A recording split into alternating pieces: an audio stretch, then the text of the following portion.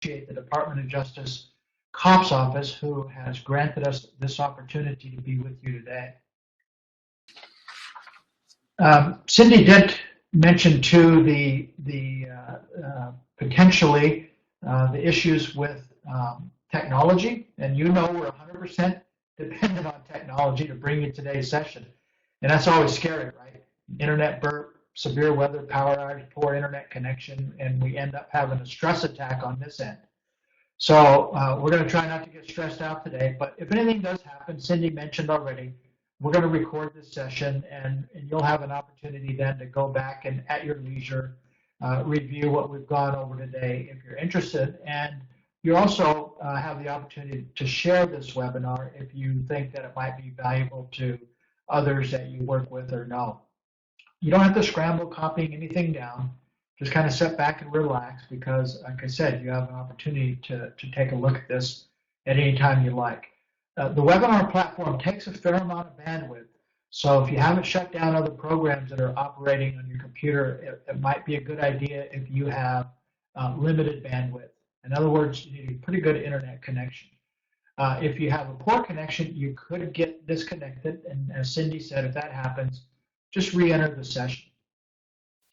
And again, we've also talked about the chat bar that's over there to the left that gives you guys an opportunity to talk amongst yourself and to be able to talk to us, present comment and questions, and trust me, I'm more than open to anybody saying, hey, well, I don't think you're correct on that, and I'm certainly willing to hear that because nobody knows everything. But I can only imagine most of you are service providers and serve our tribal communities and serve Native people. So let me offer a sincere thank you as we start off. Thank you for the great work and dedication. You're the ones on the front line to see firsthand the issues that we're working to address in this webinar series. Issues that have no easy solution, okay? There is no easy solution. And just being here with us today is true indication that you want answers to make life better for those in our tribal communities, that you want our communities to be safer and more secure. Sadly, there is no magic wand to wave and make it all so. It's only through hard work and talking to each other that will make a difference. Talking to each other, partnerships. Now I'm going to say it over and over. Talking with each other in partnerships, because I truly believe that's the only way that we can make progress in this battle to protect our tribal communities. And something we very rarely do, but we need to, is to celebrate success. And it's not because we don't experience successes. We're typically on to the next task without taking a moment to congratulate ourselves and our coworkers. Take that time. It's so very important to recognize and celebrate success.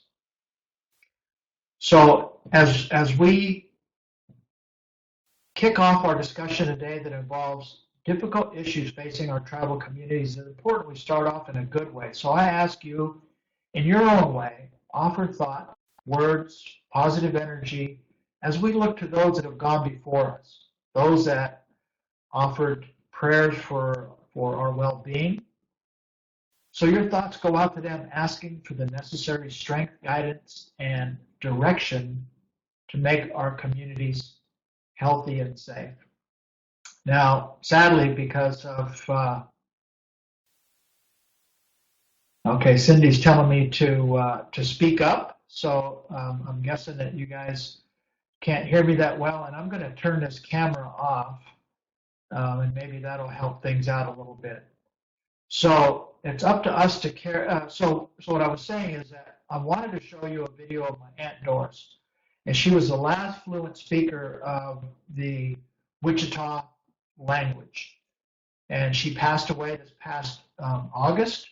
And I recorded a video of her praying a year before, but I wanted to show you that video today, but it just required too much bandwidth. When I watch that video, it's with very mixed emotions. I love hearing the language and seeing my aunt, but it's a stark reminder that every day bits and pieces of our culture our identity disappear. A key to community is identity. We must strive to preserve our identity, but it's harder and harder to maintain language and tradition in this day and age. So it's up to us to carry on identity, to make sure that the children of our community are educated in the ways of our people, that they know their ancestors, that they hear stories and see pictures. As Cindy mentioned, I was an FBI agent. An experience taught me the most dangerous people in the world are those without identity. They seek identity. They struggle to fill the emptiness with anything, and oftentimes anything means alcohol, drugs, gangs, and violence. So we are the ones we've been waiting for. Yes, we are the ones we've been waiting for. And like our ancestors who I just mentioned that prayed for those born and yet unborn, we too must set the stage for our future generations. Who of us have said someone needs to do something about the crime on our reservation? Well, guess what? We are the ones that we've been waiting for to do something. So understand, this is the first in a series of webinars, 5 in all, counting this one. The next scheduled will be February, Building Collaborative Partnership, March, Improving Your Collaborative Partnerships, April, Putting Community Policing to Work, and also in April, the last webinar in this series, Engaging Youth in Community Policing. Keep an eye out for invitations with dates and times. And you know what, if you would do me a favor, the video that was attached to the invitation to this webinar, if you haven't, please watch it. It's a great supplement to this video series. Today's session is meant to set the stage for the remaining 4 webinars. This introduction is meant to promote your thoughtful examination of the topics presented. So you are able to move into these next 4 sessions with your community issues front and center in your mind. Set the stage to wonder.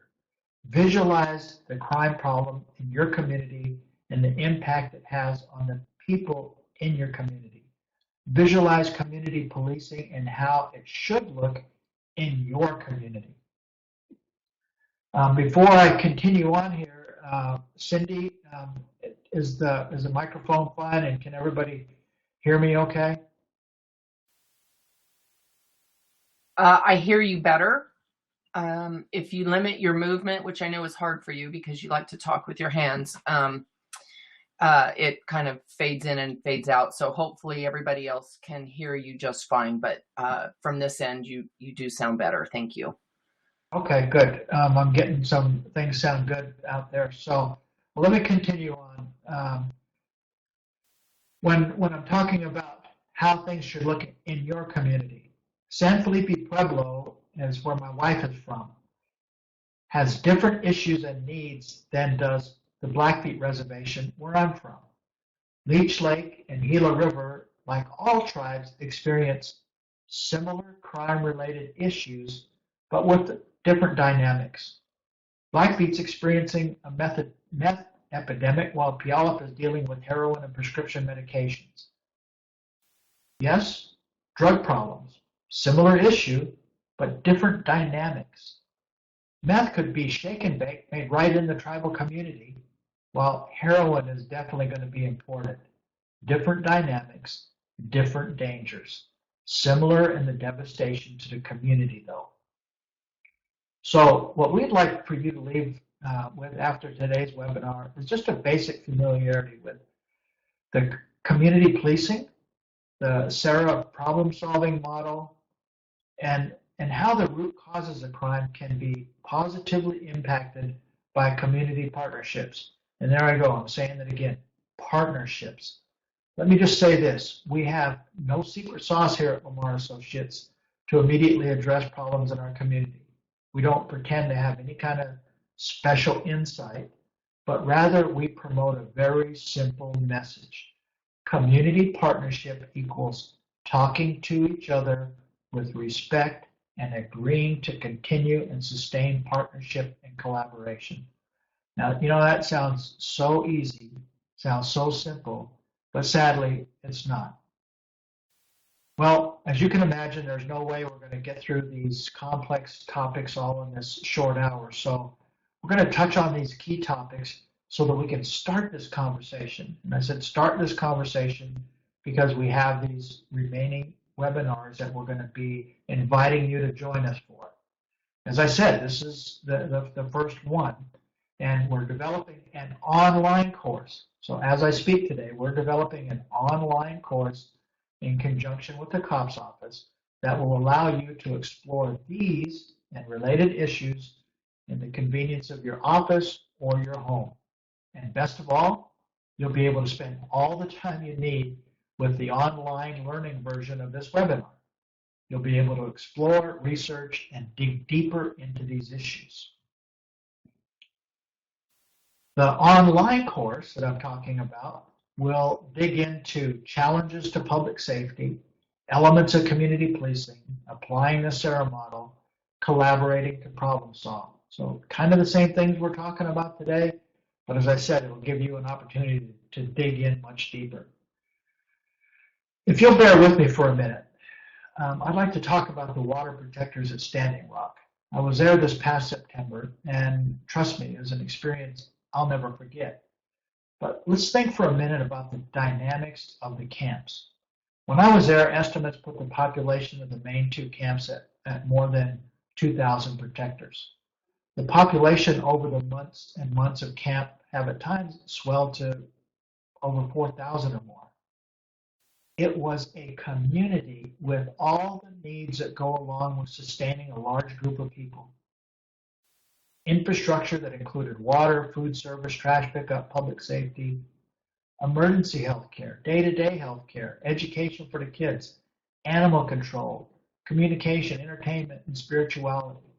Essentially the same needs as our communities. There were no laws except for the natural order of community spirit. There were no paid jobs with written job descriptions, yet tasks were completed. There were no written policy and procedures other than signage. Trash recycle program was in place. Alcohol and illegal drugs were banned. And if you violated that ban, you were no longer welcome. There were no zoning ordinances, yet there was a sense of order. People ate, visited, came together like never before seen in modern-day Indian country. So how did it work? The community simply worked together, and at its essence, a need was identified and someone stepped up. Of course, communication played a major role in this process. The result, sweat lodges, a tent schoolhouse, a community kitchen, daily trash pickup, a security contingent, had a legal aid tent, a solar phone charging station, a clothing and warm weather distribution tent, a council tent, recycling points, routine public briefings, and open microphone for public speech. For me, best of all, I had dried meat with pawnees, huckleberry pancakes with Coeur d'Alene, coffee with Oglala, tortillas with the Mojave, a sandwich with the Menominees, and a hot dog at the main kitchen. At each visit, the laughter, thoughtful discussion, and of course, we talk about our relatives. And oddly enough, as we talk about relatives, sure enough, one way or another, we're all connected. Native people, mission focused. Naturally, I wonder, a healthy, safe, and secure community, is it worth coming together in partnership to identify the needs and find a way to get it done? Absolutely. So got that off of my chest, so I want to get started talking about some of the challenges that we face in public safety. Now, the majority of what we're going to talk about today it's common knowledge to most of us, and especially those of you on the front line. We face these complex issues, to be sure, and typically it's a result of a combination of very basic limitations and obstacles. Complex issues, basic obstacles. Sticking with our theme, and though it's not listed, but a contributing factor that makes the basic obstacles even more difficult, is the fact that we place ourselves in silos and don't communicate outside our silo. It's so easy to say they, being everyone outside your silo, have no idea how much work we do every day and it continues to pile up, and lots of the work comes from them. If they would just do their job. Well, you know what? It becomes so easy to villainize those others and others' silos, and it's so much easier than not to communicate with them. They're the villains. Why do we want to communicate with them? I've seen it over and over. I've seen it in meetings that I've attended, sessions that I've facilitated at all different kinds of reservations, and it's over and over. I see that same dynamic. But you know what? Back to these challenges I've listed. In my opinion, I see the limitations and obstacles. Remember, I said complex issues, limitations and obstacles that they emanate from these key areas: complex jurisdiction, limited manpower, non-local justice systems. And I'll talk a little bit about that in a second. Inadequate jails, drugs and alcohol, violent crime. So let me go ahead and touch on these issues. Imagine these questions must first be answered before a response or investigation can be initiated. Sometimes just trying to figure out if the land is Indian country can be an investigation in itself.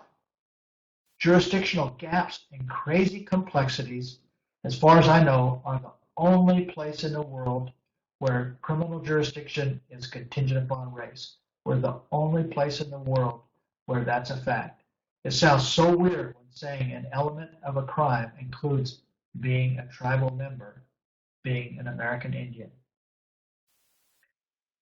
So our public safety personnel are typically in a complete state of reactive posture instead of having the luxury of a proactive posture, run from incident to incident. Now I know I'm talking to you guys and I'm preaching to the choir, but as I said earlier, I want us to gather and organize our thoughts, our perceptions, ideas, and the community issues so we can move into the subsequent webinars, so we can start gathering these thoughts together and have them at the forefront of our mind. So yes, there is a method to my madness. This picture is a picture of my grandbaby. She's wearing a buckskin jacket that I wore as a baby, and she's laying on a 150 plus year old buffalo hide that belonged to my great grandmother.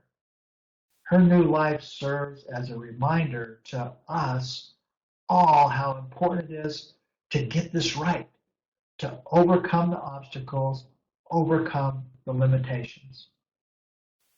So I mentioned non-local justice system. Well, what exactly do I mean by that?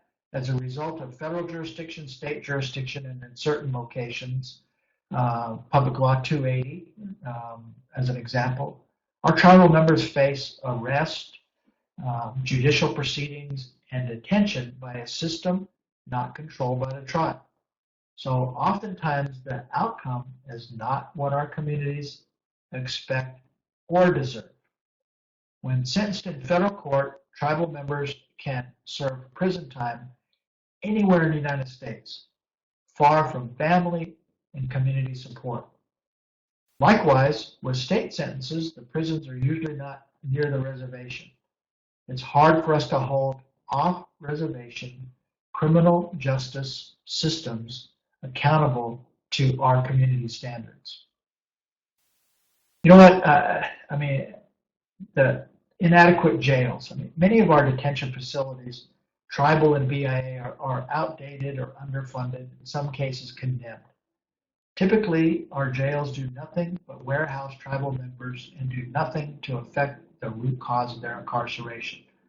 Now, and I know there are exceptions. We have some jails out there that do much more. They have programming, and they do a great job of working on that rehabilitation and not warehousing. But many don't. There are reports that have compared our jails as those of the poorest countries, for goodness sakes. We need to consider alternative sentencing, true rehabilitation, and ensuring our jails are not warehousing people. Again, I know I'm preaching to the choir, and I know that and I am just doing that. I'm preaching, and I'm not giving any real answers right now to what we can do, but I will. Again, I know I'm stating the obvious. Drugs and alcohol fuel our crime rates. Under the influence, our people, they do things they wouldn't otherwise even consider. Their addictions push them into robbery, burglary, and all sorts of other crimes. Speaking of crime rates, I'm going to go off a little bit on a tangent, so bear with me. Earlier I mentioned our online training that's being developed. It's going to go into more detail, and it's going to have statistics. But I got to say, for me personally, I'm not a big fan of Indian country statistics, because when I was at the Bureau of Indian Affairs as the former Deputy Director of BI Law Enforcement, I can't tell you how many times I was tasked with trying to gather and report statistics to justify budgets and manpower requests. What I found then was limited, comprehensive data on Indian country crime. For the most part, it still doesn't exist because no federal or tribal agency or organization systematically collects all this data that can draw a complete picture for all of Indian country. And you know what? I say this over and over. We're not a one shoe size fits all.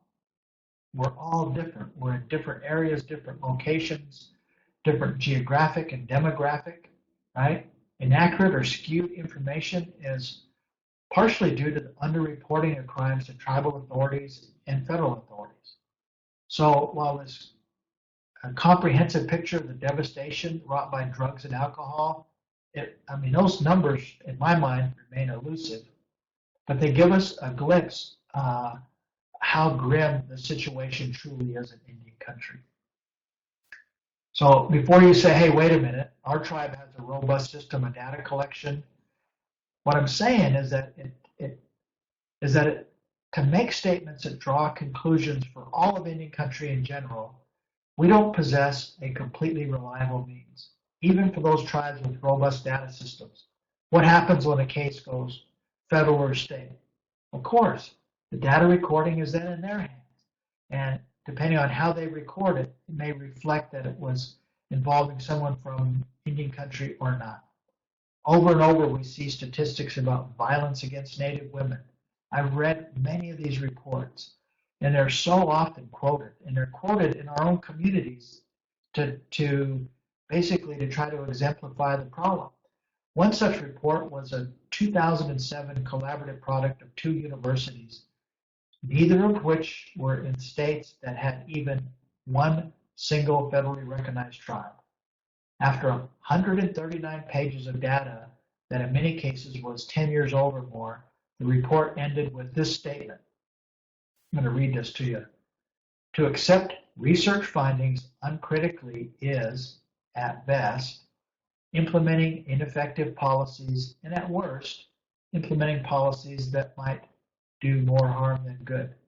Okay, this was no doubt probably all kinds of money got spent for this report. At the end of the day, it said we could create ineffective policies and procedures because of all these statistics that are out there, and it could do more harm than good. So I just say in that case, I say we've got to challenge ourselves, and we're going to talk about when I mentioned earlier about the SARA model, we're going to talk about what that looks like, figuring out how we look at and determine what the problems are in our own communities, looking at ourselves individually, looking at ourselves very specifically.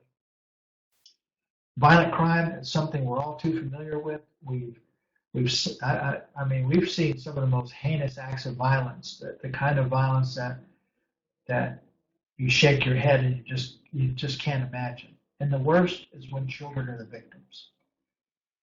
Again, there's all kinds of ominous statistics about, twice Twice as likely if you're from Indian country, you're going to be a victim of violent crime and so on and so forth. But we know firsthand. We know because we see it. Our relatives have been impacted. The violent crime in our own communities, we've seen it, we know it, and we understand it. And because we do, it serves as a call to action. It's a call to action to us. But where do we start? What should we be looking for? What are the indicators? Who should we bring together? Who do we talk to? Who's going to lead the effort? Well, that's why we want to talk about and explore the SARA model. But first I want to talk about and move back and touch on community policing. You know, and we've been hearing this term for years and years and years. I think everybody has a pretty good handle and understanding what that means. But the official definition is here on this slide. And it's our belief that systematic use of partnerships, there I go, I'm saying that again, and problem-solving techniques is exactly what our communities expect from us. They expect that from us, and exactly what we need to be accomplishing to ensure safer, more secure communities. Community policing, what does it really mean? Well, I got to tell you, I find it pretty simple. Cops talk to the community and community service providers. The community and community service providers talk to the cops. For time immemorial, tribes have had societies and clans that were responsible for maintaining order, safety, and security. Everyone in the community bore some responsibility to ensure public order. Everyone in the community had some responsibility to ensure public order and safety. So at one point in our history came the military, okay? It was a military, and they came and they provided public order and control. Public order and control.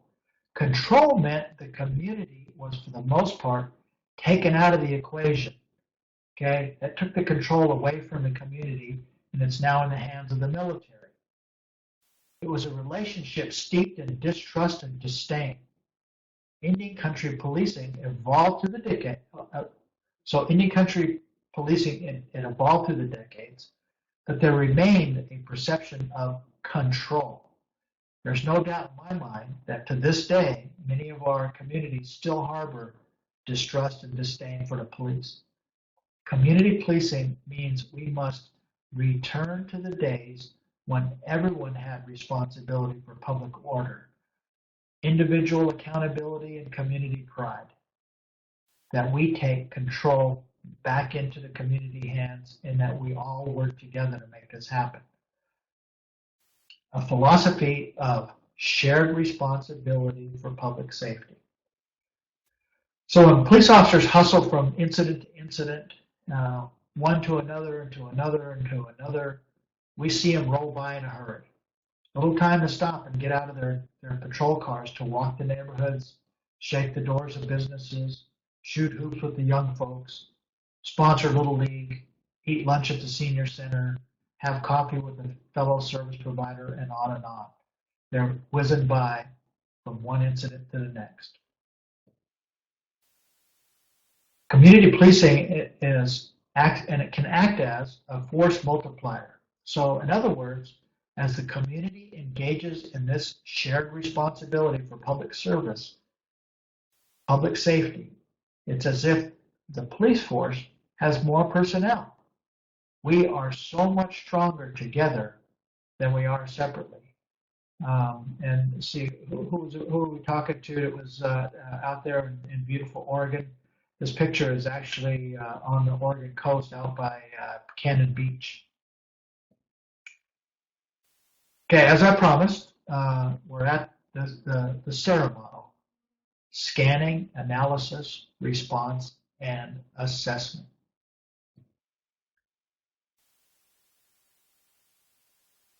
It's a problem-solving approach. Is it the only method? Well, of course not. Can it be an effective method? Absolutely. But it requires leadership, community involvement, continuity, and most of all, buy-in. Buy-in by community service providers and the community. So what this means is that we are able to identify community problems by trends. Okay, I'm going to say that again. We are able to identify community problems by trends. Local statistics, that calls for service, number of arrests, reported crimes, number of social service cases in a particular area, graffiti, number of parolees, probationers, vandalism, street litter, broken streetlights, truancy, curfew violations, open air drug sales. You know what? There you have it. Step one in the SARA model, scanning. Scanning is identifying the problem and understanding it. But that's only part of how we establish our strategy. We must also talk with people. And just this morning, I got a call and I'm invited to speak on another training outfits webinar. And they were asking me about statistics, and I had to get on my soapbox like I did just a while back with you guys about my beliefs on all these broad statistics. When I was back at BIA as a deputy director of BIA law enforcement, I visited a reservation and I asked the chief of police, how many drug cases do you guys have open? They had 3 cases open. What about the drug problem on the reservation? Can you tell me about that? I'm asking the chief of police. Tell me about that. I was told, oh, it's not a significant issue, mostly weed and some powder cocaine. Well, you know what? That didn't sound right to me. So I found my way down to the local convenience store, and I just stood outside for about an hour. I talked with folks, coming and going. In that hour, I learned that crack cocaine was a major issue. I learned who was bringing it in. I learned who was selling it and where most of the users were. And you know, it's like I've always said this, that in the community, the dealers, they're hiding in plain sight. We see them, we know who they are. When I was teaching school on the Blackfeet Reservation, everybody knew who was bootlegging and knew exactly who it was and where he was, but yet he continued to bootleg for years and years and years. So hiding out in the open. So me standing out there in front of this convenience store, that's considered scanning as it relates to the SARA model. So breaking this thing down, we want to talk about, and let me talk a little bit about scanning here. It's identifying recurring problems of concern to the community and police. So those things that I was talking about, all those, the local statistics and such, I mean, research is going to show, and I think that's on a slide coming up here, that the problems are typically coming from single areas, identified areas. You know the areas on your reservation and your community where problems seem to emanate, a particular housing addition. And you know what kind of problems those are. And they're a concern to the community and a concern to the police. What we've got to do is we've got to identify and articulate where those reoccurring problems of concern are. And then identify the consequences of the problem for the community and the police. We've got to know what those consequences are. What's happening because of the drug problem in a particular housing addition? Well, part of the problem is going to be it has crime problems that are like a ripple effect, because then you're going to have high rate of burglaries, robberies.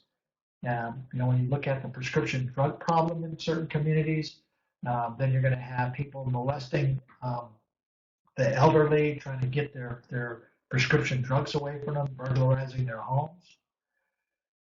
Then in the scanning part of this model, we've got to prioritize the problems. Okay, so all too often We're running helter-skelter. We're trying to address a million things. We're trying to address everything with the same kind of urgency. We've got to prioritize. We have to take these issues, the reoccurring problems in certain parts of the community, understanding what those consequences are, and then prioritizing the problems. We've got to develop broad goals. We want to start out in these, where we've identified these issues and develop some broad goals. And then we've got to confirm that the problem truly exists. I mean, you might go out and you talk to people, and everybody in the community is like that chief of police. He said, "Oh yeah, we don't really have a huge problem, but there is a weed problem." Well, we've got to confirm that there is indeed a meth problem in that part of the community, and we've got to work to make sure that we have identified exactly what the issue is. And we've got to determine, is this problem occurring frequently? How long has it been taking place, and what does it look like? And then we got to select the problems for closer examination. We start hearing word that heroin is getting into our community, then we've got to select that problem, and we've got to look at it and examine it very, very closely. That's the scanning. Then we go to analysis. And that's, you know what, that's going to be pretty much just what the word means. We've got to identify and understand the events and conditions that precede and accompany the problem. Indicators and signs. Indicators and signs. One of the things that, graffiti, for example, it's an indicator. I mean, initially, we typically see graffiti popping up and describe it as like maybe hidden areas, the backside of an abandoned house. And then when that graffiti stays there and it hasn't caused any kind of police response or any other kind of response, no one paints over it, stays there. Well, then the graffiti moves around to the side of the house, and before you know it, it's at the front of the house because those that are putting up the graffiti, whether they're gang members, whether they're juvenile taggers, now they've gotten more emboldened because nothing happened. There was no accountability. That's an indicator. We're seeing then when they got graffiti all over the front of a house and housing additions, now we recognize that's an indicator because they've been emboldened, and that's going to be signs and symptoms of more severe issues. So we got to identify too the relevant data that's going to be collected. As I said, some tribes have very robust data gathering systems with their law enforcement, public health, and so on. We've got to find out what data is there and what can be collected and what we can use then, and basically it's intelligence-led policing. So we determine those areas using this data that are problems. We've got to research what's known about the problem type. If it's methamphetamines, then we have to recognize, and we've got to do the research to find out about methamphetamines. Is it being cooked locally? Is it being imported? Exactly what does this problem look like, and what are the consequences of the problem that we talked about in scanning? We've got to take inventory on how this problem is currently addressed. What are we doing right now? And the strengths and limitations of that current response. That's the part where we've got to say, are we having an impact? Is what we're doing making any difference whatsoever? Then we've got to narrow the scope of the problem as specifically as possible. Mentioned that a little bit earlier. In scanning, we're looking to do the same thing. Analysis, we want to narrow that scope down. We want to become as specific as possible. And then we want to identify the variety of resources that may be of assistance in developing a deeper understanding of the problem. It's the oddest thing. I find that we so often don't reach out, and we want to start reinventing the wheel every time we turn around. There's 567 tribes in this country, and I know that there are tribes that have similar issues and that have done an awful lot of work identifying the problem and understanding what that problem looks like. And that's where we reach out. We don't reinvent the wheel, we reach out. So we want to develop, too, a working hypothesis about why the problem is occurring. I mean, at the end of the day, what is underscoring the issue that we're having in our community? And when we look at, and I've seen, as many of you have, where we got kids that are cutting themselves, they are in so much mental anguish that they work to create physical pain to diminish that mental anguish and pain that they're feeling. Well, you know what? I got to tell you, that's a problem. That's a significant problem. When we see that, and we see that coming from a community, and we have suicides in our community, those are parts of the issues we look at, why the problem is occurring. So then we go to the response part of the SARA model. The R, brainstorming for new interventions. We've got to brainstorm. We've got to figure out what are we going to do. I mentioned Famous Dave earlier too, when we got somebody here from Hayward, Wisconsin. When Dave Anderson was the Assistant Secretary of Indian Affairs, he would say over and over, he said, if we keep doing what we've always been doing, we're going to get what we've always got. So we've got to brainstorm for these new interventions and innovative ways to address the response. We've got to search for what other communities with similar problems have done. I mentioned that a bit earlier. We've got to reach out. We've got to talk to other tribes and find out what they've done and find where we've got promising practices and best practices. Choosing among the alternative interventions. Now all of a sudden, with all the recent news, alternative might not be a great word to use anymore. Choosing among other interventions. So we're looking at anything and everything that we can do. Then we want to outline a response plan and identify responsible parties. Okay, now we're starting to nail this thing down where we're going to be looking at people and how we are going to address and respond with a plan, okay, with a plan. Stating specific objectives for the response plan.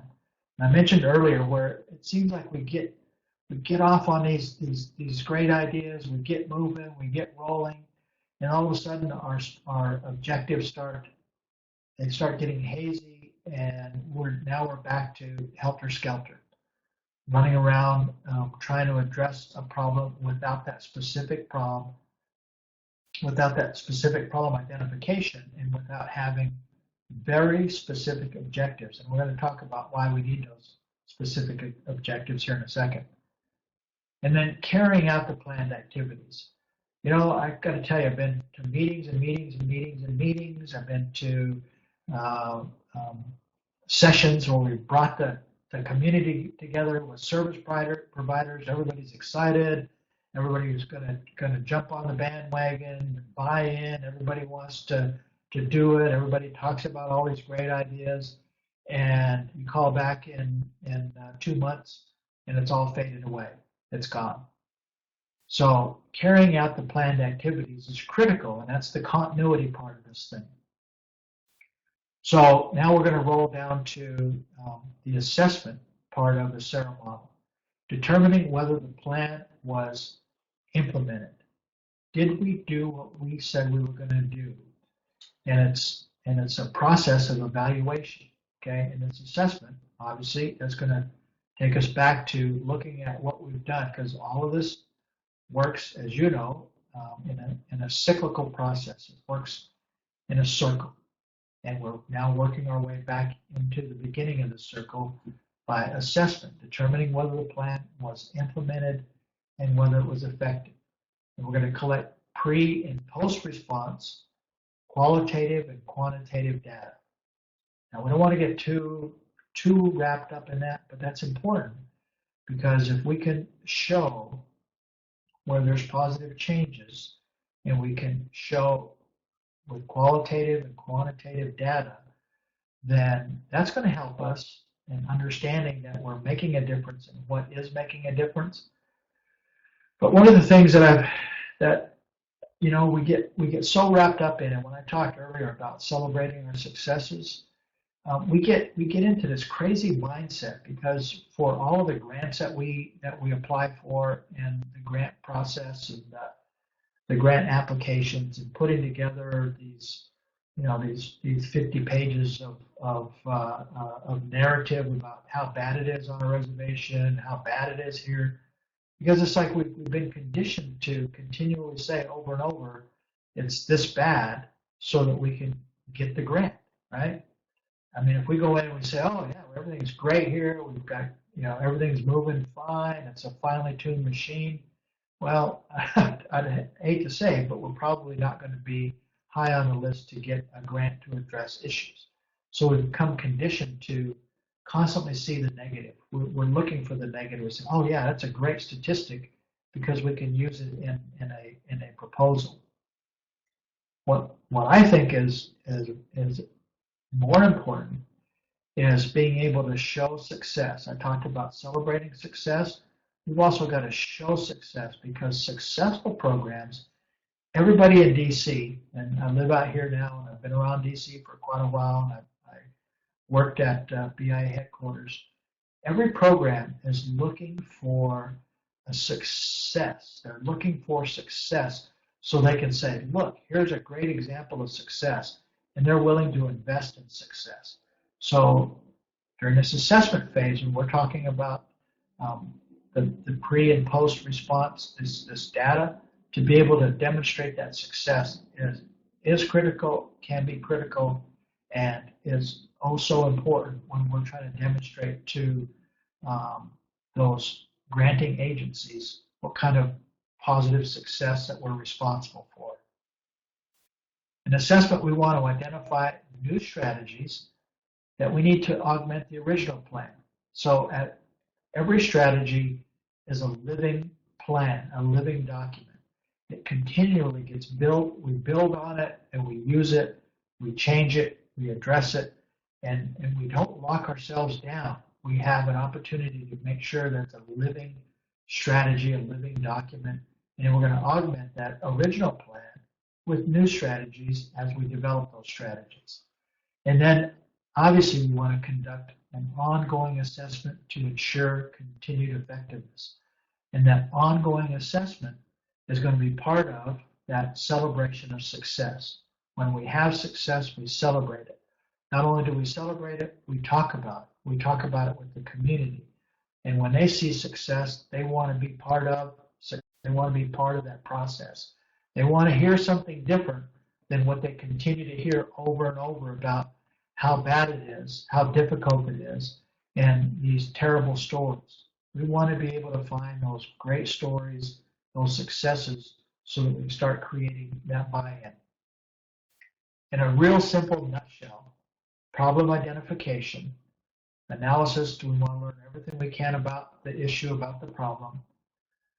And then a response, we want to develop those short-term things. What can we do in a hurry? What kind of things can we do in a hurry? You know what we can do in a hurry? We can create a community online platform where people can visit. And trust me, I've seen these things where the best intentions, where you have a community platform, and then pretty soon everybody goes crazy on it, and they're become these public arguments and public debates and trashing each other and so on. We have to recognize that there are ways to put together community platforms that are meaningful, that provide information, and provide a very positive forum. Short term, those are short-term things we can do. And we've got to have long-term approaches. And the long-term approaches are the ones that are going to require this continuity and sustainability. And then, in a nutshell, as I said, that at the end of the day, we just simply got to ask ourselves, how did we do? How do we do? How do we do in carrying out what we said we were going to do? And how do we do when it comes to the effect of the community? So as I mentioned on the front end of this, I haven't given you any secret sauce today. I haven't given you the magic wand to say this is how we're going to wave it over our community and make everything all better. I said at the very beginning, it takes hard work and it takes communication. And I used this as an example some time back, and there's two separate cases, and I won't go into the details of where and such, but both involved little two-year-old girls. In one case, this little two-year-old was taken in by a young couple who had other children of their own and children they were caring for. Because this this child's mother couldn't take care of her. So they had this child in their home, and this young couple that had the child went on a drug binge, and they were binging meth and prescription drugs, and this was days and days worth of binging. An 11-year-old in the house basically strangled the 2-year-old to death, and then put the child in a closet. And evidence suggests that the parents knew that this child was dead in the closet and continued their drug binge because they knew once that there was a police response that likely they were going to go to jail, so they continued their binge. And it wasn't until a 6-year-old in the house went next door and told the neighbor kids that they wanted to come over and see this dead kid in their closet. Another situation was a 2-year-old again was beaten, burned with cigarettes, hit with plastic pipes. I mean, you can't even imagine what this little 2-year-old went through. And finally, she died, and they hung her in a closet while they continued to binge on methamphetamine.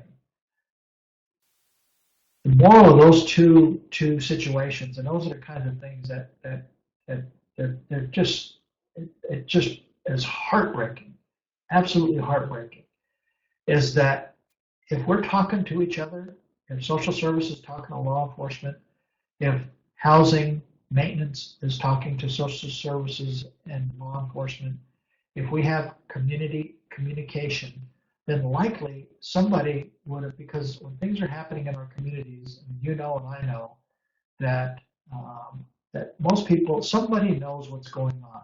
Somebody knows what's going on. We have a puzzle, and everybody has a little piece of that puzzle. Unless we put those puzzle pieces together and create a picture, then situations like this are going to happen where we're going to have these heinous acts perpetrated on innocent victims. But when we talk to each other, it creates strength, and it creates a complete picture, brings all the puzzle pieces together. When those puzzle pieces together, I think there's nobody stronger than folks in our communities to deal with these issues. You know, the key, and I say this over and over, is realistic goals. And I think you see when you've had and you've participated in all kinds of training sessions. I know most of you have. You've been to training sessions. You get a big binder. It's got all kinds of great ideas, all kinds of interesting ideas, concepts. You bring it home. It's on your desk. You're going to read it. You're going to look at it. You're going to study it. Pretty soon you got case files that are stacked on top of it. Pretty soon it's in the way. Pretty soon the binder's in a closet. Pretty soon the binder's gathering dust, and you've forgotten about it. But when you were talking about it, when you had that thing on your desk, the goal was to be able to read that thing, study it, and implement it. Well, we've got to be realistic. We have to be realistic, and we've got to know that there are some things we can do, and there's some things that we're not going to be able to do. And if we set realistic goals, and are goals that we can absolutely accomplish, and this was in one of our training sessions, we start out and we run people through the SARA model and different things, and then they create their short-term goals and their long-term goals. And it's amazing because typically when those goals are created, they end up not being very realistic. I mean, you can look at these long lists of goals, and typically it's not going to be very realistic, so it's not going to get accomplished. When it doesn't get accomplished, people go right back to doing what they were doing, and that's running from case to case and dealing with this stack of paper that's on your desk. So I know I kind of hurried through this, and I will tell you this: I'm very pleased to be back working in Indian country. Cindy mentioned on the front end of this, I went to the Pentagon for a year, and I worked at the Pentagon Force Protection Agency, and it was working to protect the Pentagon. And oddly enough, the Pentagon is the Pentagon Reservation. So when they refer to it, they refer to it as a reservation. So in that regard, I guess that was the only thing that was familiar there. and the rest was totally unfamiliar, but very interesting. And I did learn things there that now I feel like I can bring back to Indian country. So I'm excited to be back, and I'm excited to start having an opportunity to travel back out to um, parts of Indian country and visit and get back up to speed on these things that are continuing to happen to us. You know what we end up with is we end up with this cycle. When I first went to Indian country law enforcement years and years ago, we were dealing with crack cocaine. Before that was heroin. Well, things cycle and they cycle back around, and we end up dealing with these issues again. And heroin is so incredibly devastating, and we started seeing the issue coming probably 8, 9 years ago. And when I talk about scanning and just talking to people, we go out on our training, and as we're out of training, we're talking to folks, and we are told what these problems are and what they're seeing and the trends. The trends. When we start seeing trends, and the trend started being heroin, and sure enough, it became an epidemic across a lot of places in Indian country. So we are at the top of the hour, and the plan was to go an hour, and then what we wanted to do is take some questions, and we want to just talk a little bit. Most of today is, as I said, is getting our minds in a certain place so we start thinking about when we move into these other webinars that have very specific taskings and very specific plans and digging a little deeper into the things we talked about today. We want you to have your mind absolutely right, thinking about those things I talked about earlier, the community policing, the SARA model, what community policing should look like in your community. What are the crime problems in your community? What are you facing? What are you seeing? How does it manifest itself? What are the consequences? Okay? We want you thinking about those things so you're bringing that together. And Janet from out at Eagle Butte, hello to you. I got some good friends from out in Eagle Butte. Interestingly enough, Eagle Butte, I've always thought is an interesting dynamic, but so many seems that so many attorneys have come from there, and good attorneys. So let me ask you to do this. If you'll get into that chat bar and make a comment, ask a question. We've got another 30 minutes here on the webinar time. We don't need to use all that time, but I would like for us to try to carry on a little bit of conversation as we start engaging in this thought process to move to these next webinars and talk about these issues in much more detail. Brett, where you are out there in Washington, what's the key issue you're dealing with in your community?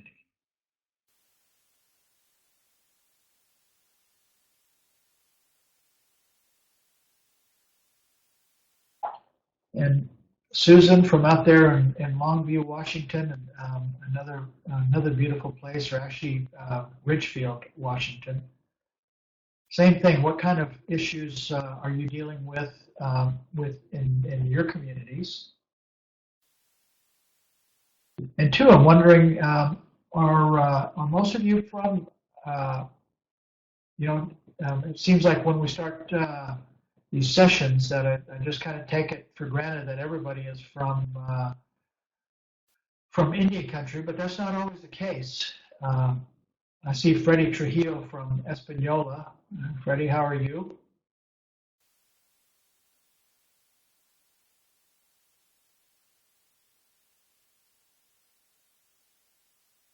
Maybe send me to my chat bar break. No, in fact, I was just going to pop in here and mention that I know it's kind of hard to be put on the spot, but if you do come up with a question after thinking about this morning's introduction, please feel free to email those to us at info@lamarassociates.net. And I might also add that the next 4 webinars The first one will be building a collaborative partnership. So if you're thinking about, gosh, how do I start to build a collaborative partnership, that will be addressed next month. Following that webinar will be improving your collaborative partnership. So how to make what you started better. And following that is putting collaborative policing to work. So you can see we're going to be building on this platform that we started today. And finally, we will be ending with engaging youth in community policing. We will be sending out the dates with these topics in our next newsletter. So as you think about that, please feel free to reach out to us. Walt, I see some questions coming in, so I will be quiet here for a minute and let you address that. Okay, well, it's actually mostly comments, and from Wisconsin there, we're talking about heroin overdoses, and there were 2 overdoses of young adults in 2 weeks in December. It's just so heartbreaking. And part of what when we're looking at this scanning and the indicators and so on and so forth, prescription drugs are the gateway. Prescription drugs are the gateway to heroin. And when we start seeing these issues in the community, when we have people that are doctor shopping, we have people that are claiming they left their medication in a hotel and they need another prescription for opioids. When we have burglaries where we're losing opioids and from elders, when elders are being harassed when they leave the pharmacy for their opioids, then that's the indicator. We have an indicator that those prescription drugs, those opioids, are becoming a drug of choice in the community, and that leads very easily to heroin. And these Mexican cartels they're business people. These are business people, and what they do is they read about us. They read. There was a case in Denver a number of years back where they actually found a business plan that a cartel had put together, and they put it together based on newspaper articles talking about the complex criminal jurisdiction, the loopholes, and limited law enforcement. The cartel said, you know what, that's a great place to do business. So oftentimes, there's more thought given to this than we give credit for a lot of times. And when heroin starts moving into the community, it's because it's cheap and it's readily available, it's easy to get. And then we have these young adults who are sometimes opiate naive in terms their bodies aren't capable of taking those kinds of doses of heroin, and we see the overdoses. There was a community in the Northwest that some years back had lost 8 young adults. So it's devastating, and it's that thing where we can deal with it. We can deal with it, and we can create strategies, but we have to understand what we're dealing with, where it is, how it's coming into the community, and I'm betting that it's probably that folks in the community know exactly who it is that's introducing the heroin. Freddie, you're from Santa Clara, Pueblo. I was just this morning. I was looking at a picture. So we lived in Albuquerque, and my wife from San Felipe, Pueblo. I was looking at a picture of. I had a whole grill full of chicken and ribs that I was getting ready for a feast day at San Felipe back in 2012, and it made me miss country out there. Over at Cowlitz, I've been there to visit your area. It was quite a few years ago, and I went to see Sue Schaefer. Visited Sue Schaefer, who was then the tribal chairperson. Anyway, it's a beautiful area, and you're just in the beginning stages of applying for grants to start a tribal court. It's important because what we talked about earlier is the non-local judicial systems that are not accountable to the tribes. When we have our own courts, we have our own law enforcement programs, we have our own judicial systems, then we can tailor them to meet our needs. And again, as you're starting out in those stages of applying, don't reinvent the wheel. Don't start from scratch. There's folks that are on this very webinar that have probably done the same things, that probably have templates of proposals that they put together. So it's a matter of reaching out, and it's a matter of looking for those best practices and promising practices in what you want your court there to look like. And Janet from Eagle Butte, you know, I got to tell you, you say it's meth and alcohol on the reservation. You know, I mean, alcohol we've dealt with for years and years and years on reservations, and we've gone dry reservations. We deal with bootlegging, and you know, it's where we end up with, as I said earlier, where we end up with our citizens in our tribal communities that would do things, and not just citizens of tribal communities, but our relatives, that do things that they wouldn't even consider if they weren't drinking and if alcohol wasn't in the equation. And alcohol being in the equation, these other issues, methamphetamines, heroin, crack cocaine, powder cocaine, prescription drugs, those things just easily fold into that mix. And at the base, it's alcohol. And those other things, they just fold into that mix. They fold into that mix of escapism. You know, we have, sadly, I mean, I think we deal with a sense of hopelessness in many cases. And when people have that sense of hopelessness, then escapism follows. They want to escape. They want to escape that sense of hopelessness, that idea of hopelessness. They want to get away from it. And so when we look at root causes, as we talked about earlier in this ceremony, looking at the root causes, we've got to look at right back to the very basic thing. Why? Why are these issues surfacing in our community? Why do we deal with these issues? Why do we deal with these issues over and over and over in the same issues?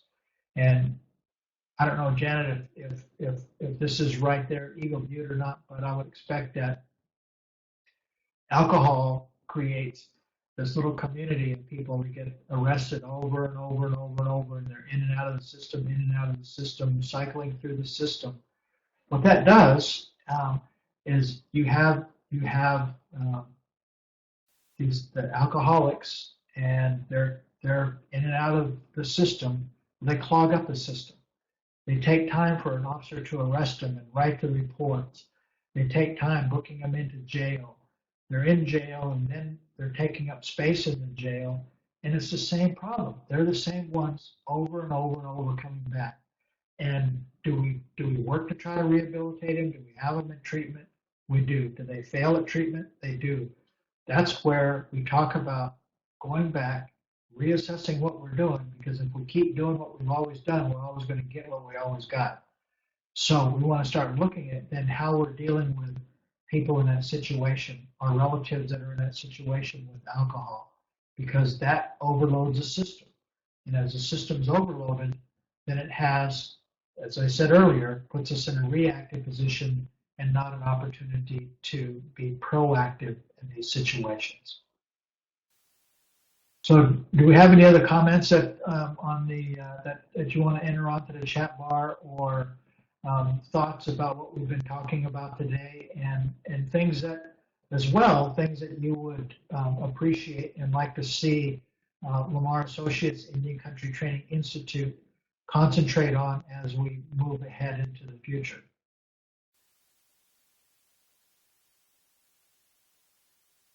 And likewise, I would also say, if there is something that I commented on today that you don't agree with, I would also invite you to jump on that chat bar and mention that as well. Every bit of this is a learning experience every day. And every day in our own communities, I know each of you find that you learn something new every day, and you learn something new and something that will work every day. It's incredible patience that we have to have when we're working in our communities. It's incredible patience, and I wish that I had the answers, because I have immediate family members that have dealt with issues of addiction, a young family member that attempted suicide. I mean, when these things are on your very own front porch and you see it firsthand, and you think, and here I am, I'm on a webinar, and I'm trying to tell people what you need to be doing in your communities and how to respond to these things, yet I'm dealing with the same things in my immediate family. It can be very frustrating, and I know that those are the kinds of things that you face as well, as you look at it and say, well, how can we make a difference? Well, we can and we have to, because we are the ones we've been waiting for. So, Brett, thank you for your comment, and thank you for your time as well. If there are no other questions, Cindy, let me ask you if there's something you'd like to wrap up with. Thank you, Walter. Yes, as a reminder, as we conclude the webinar this morning, we will email you with the recording of this webinar, a link to our technical assistance site, and if in the meantime you have any questions that you think of, we will also include that in our next constant contact out. So be sure to please complete the survey that you'll be directed to immediately following the end of this broadcast, and take a look at the technical assistance site. We thank you again for taking time out of your busy schedule to join us today. Everyone have a blessed day. And Brian, thank you. I appreciate you joining us today from Florence, Oregon. Well, thank all of you, and I'll look forward to being with you again on the next webinar, and we'll be digging into these things with a little more detail and a little more specificity. So have a great day. Thank you again.